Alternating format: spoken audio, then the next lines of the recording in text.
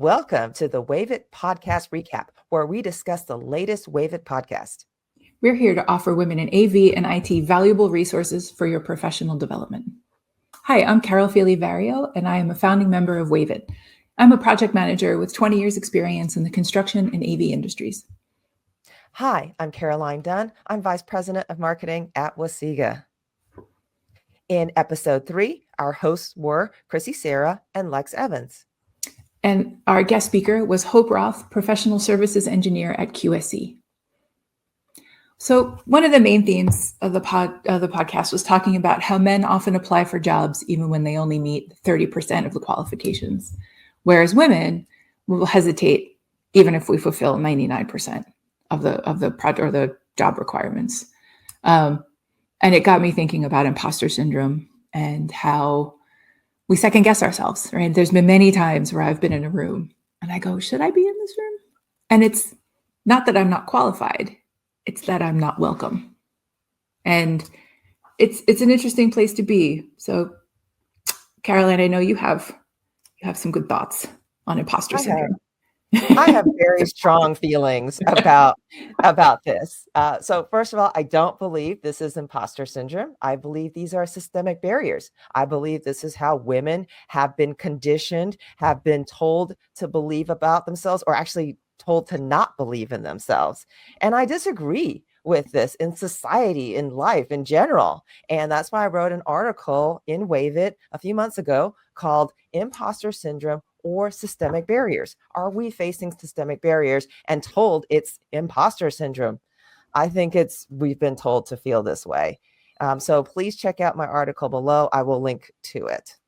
Yeah, there is certainly a questionable presence at times, which makes you question your own presence. So check out Caroline's article. There's some great input and insight into that. And again, knowing where you're at and knowing the world helps you sit back a little bit and really understand those situations and know it's not you.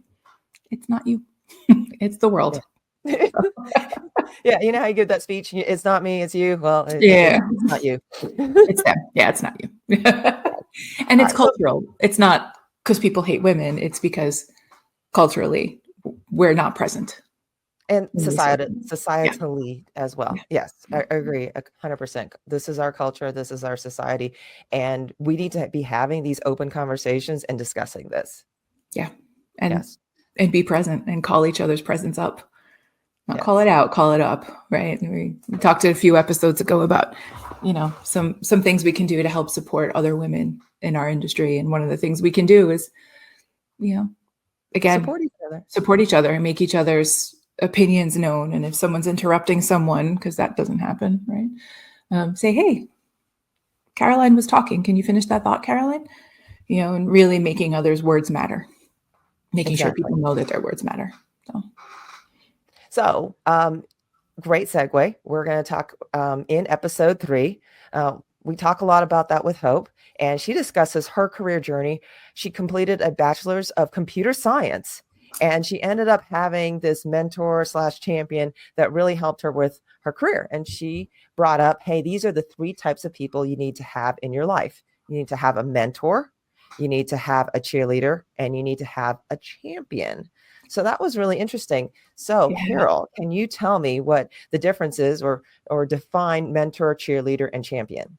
I loved the definitions that Hope gave for all 3, because I think I've never really thought about it before. I wasn't ever in a position where I had a female mentor because working in technical fields, that I was the only girl. It didn't exist, right? So having that option, but the idea of a mentor being someone who tells you how to fix your resume, right? Someone who's going to give you that criticism and that professional criticism or guidance. A cheerleader is someone how to make your resume feel better, right? And who's going to encourage you, right? These are your WAVIT, ladies, right? And we're just going, yeah, do it. You can do it. Go for the job. You're 99% qualified for that job. Go do it. That's a cheerleader.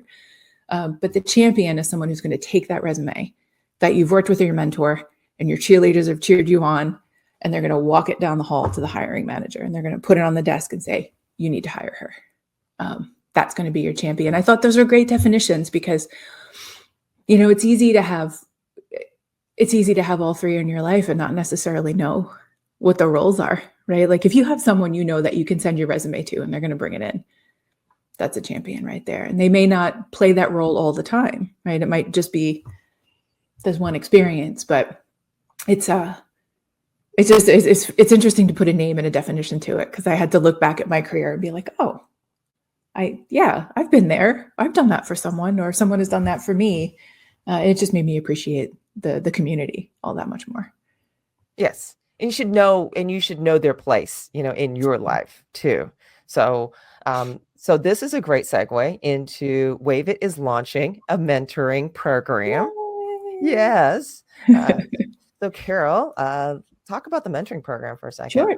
So the link is online on WAVIT's website, so you'll be able to find a way to sign up. But if you are, it doesn't matter what point in your career you are here, right? Everyone could always use someone to talk to, as a mentee, someone who's being mentored. If you're looking for a mentor, and a mentorship doesn't have to go on for 5 years. It can go on for 10, 20 years, right? It can be small. It can be a long-term commitment, short-term commitment.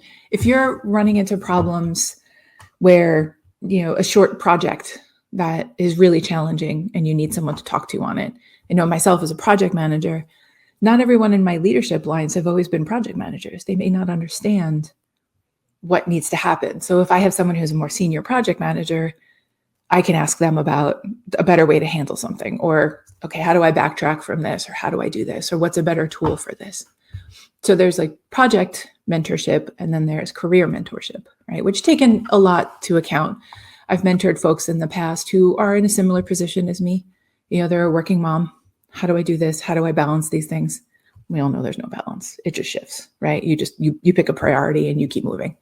But sometimes you just need to hear someone else say that to you, right? And maybe that's not what people want to hear, but sometimes that's what you have to say. Excellent. And then I'm going to talk about what they're looking for in mentors. So, and I thought they gave really great definitions in their episode. So they're looking for people, if you're interested in being a mentor, they're looking for people who are good listeners and can ask great questions. So they're not looking for people who are necessarily executives in their companies. It is just women. If you have wisdom to share with your younger self, you might make a great mentor. That is so brilliant. So we have this perception of, to be a mentor, you have to be an executive, blah, blah, blah. If you have something to share, you can be a mentor. If you are ready to listen, you can be a mentor. And I want to give a personal example about mentorship when I was from the mentee perspective. So when I was younger, I had a mentor, and she gave me some really great advice. Unfortunately, it was advice I did not want to hear. It was something I did not want to do. It was something I did not, she, just flat out, you're not qualified for this. We're going to just lay it all out here. You don't even meet 20% of the requirements of this job description. This isn't imposter syndrome. You really don't do this. You need to go get this. And this is what you need to do. So she set me on a path and said, all right, if you want to do this, if this is where you want to do, this is what you want to do with your career, you're going to have to go do this. It was not what I wanted here. She was not my cheerleader.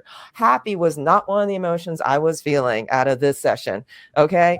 But at the end of the day, she was right.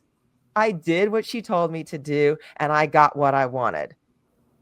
So she wasn't my cheerleader. She wasn't my champion. She just had really good advice. She just was willing to listen to me and just give it to me straight up. And she motivated you at the same time. Yes, it was humbling. Inspiring. I felt a little humbled after that experience.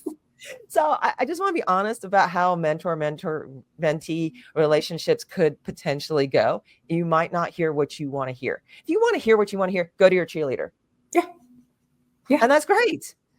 Absolutely. That's somebody else. But your mentor might not tell you what you want to hear.